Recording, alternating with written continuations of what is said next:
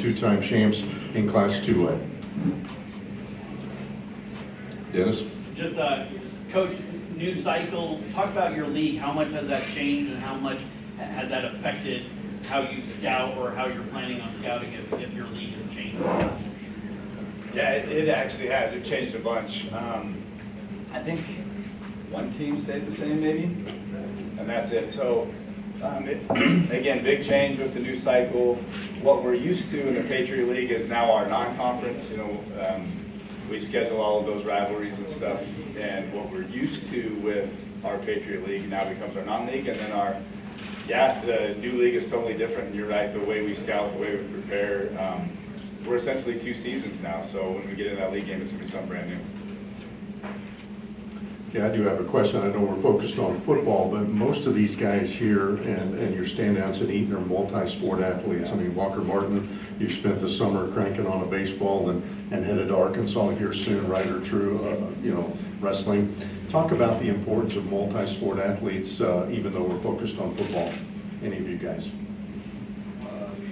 I'd say it makes you a lot better athlete because you go and do different things. Football, team sport, wrestling, it did mostly individual, baseball team, so it brings a different perspective on sports, and I think overall makes you a better athlete. You got to go with what Briar said, just especially with your skill set with football too. I mean, just gets you focused mentally, just for that grind also. So I mean, just going into football season, coming back from the summer, just travel the world. I mean, it's crazy. Just going back and forth kind of mentally drains you, but coming into football season, kind of get you prepared for that and ready to win, hopefully win another state championship. So. Dan? With specialization, kind of taking the limelight with athletes right now, why don't you want to, just focus on baseball when football season's rolling around? Is it the guys next to you? Is it just your luck of the game? I've been playing with these guys for, since I was in second grade, so I mean, it'd be tough to pass up one more opportunity to make a good run with it. So I mean, we've been doing something special for quite some time, and it's can't bail out now. So it's can't wait to strap it up with these guys for one last year. So. Is it maybe a small school attitude or an outskirts attitude that helps you with that? Yeah, it kind of helps with the community too. I mean, the community is on our back. I mean, they support us really well, and just going into it, I mean, love playing football. Couldn't miss out on this opportunity. So it's gonna be blessed to be part of it. So, really excited for this year. And then say Morgan or Court, one of you two, talk about the Eaton community, because it is a special bunch as far as sports. You talk about playing together forever and the community support. Expand on that a little bit. I mean, like Walker said, I've been playing with them since second grade. We all grew up together, playing in our backyards, playing on the football field together, out at recess and stuff. So I mean, our families grew up together. Everyone's kind of surrounded by each other since we were little, and I don't know, we have good relationships with the community. You go out, everyone knows everyone, and just good small town feel, I guess. Yeah, add on, it's a small town, everyone knows everyone, so Friday night football games, it's also nice to look up there and see everyone supporting us, and it's always been fun and play with the lights here.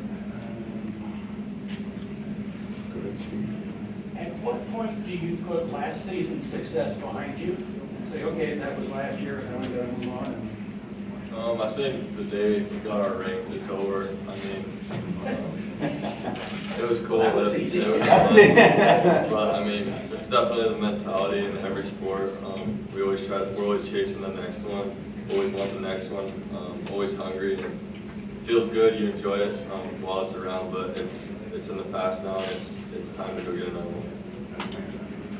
And Coach, this program has been closed several years. Last 2 years you got all the way. What's changed? I mean, what's changed in the culture to get you to that final step or two?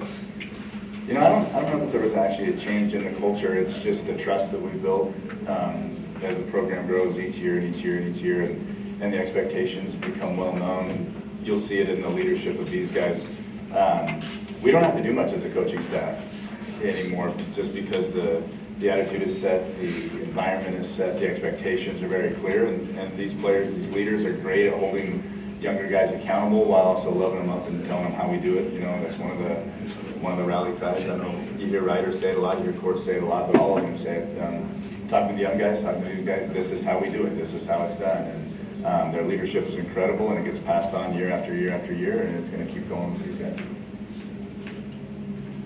Expectations this year, another one? Well, it's, speaking of that community, we get, it's a lot of fun. We get home from the state championship last year, and we're having a community rally at the school when we get back, and the first thing most people say, we're going for a three-peat before we can even celebrate the one we just won. But that's the expectation, and that's the excitement, and that's what we're shooting for. And then getting back to the multi-sport aspect of it, does that help you as a coach? I mean, to let these guys, not let them, but understand that they're going to play and contribute to basketball, wrestling, and obviously the great baseball program. Yeah, and I love it. And I hope that these guys understand that I'm a player's coach first, and that I want them to be successful in everything that they do, starting with sports and school and in life. And I love to see them succeed in other things. And it's great to see them go off and do others and be successful in many ways. And never once have we said that football has to be your primary focus, but hope that that philosophy helps them give us their best when we do play football.